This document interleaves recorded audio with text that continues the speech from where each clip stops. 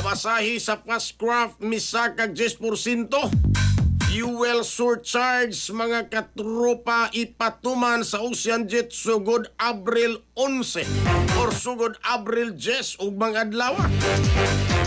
Detalye sa report sa Ronato kini pinagi sa pagpamati ni katropang Almi Mata. Live report.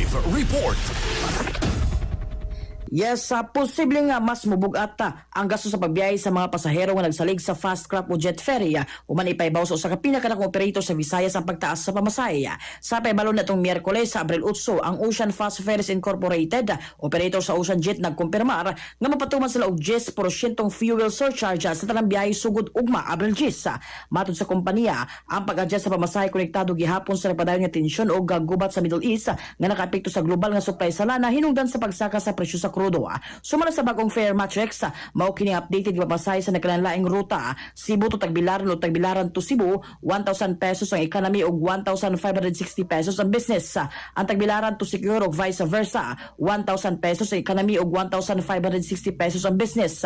Tagbilaran to Dumaguete ug vice versa, 1,170 pesos ang economy ug 1,820 pesos ang business.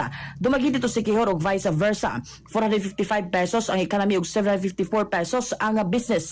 Iloilo to Bacolod o vice versa, 700 pesos ang economy ug 1,000 pesos ang business. Ang Cebu to Hitafe ug vice versa, 585 pesos ang economy ug 1,040 pesos ang business. Cebu to Ormoc ug vice versa, 1,430 pesos ang economy ug 1,950 pesos ang business. Cebu to Maasin ug vice versa, 1,430 pesos ang economy ug 1,950 pesos ang business.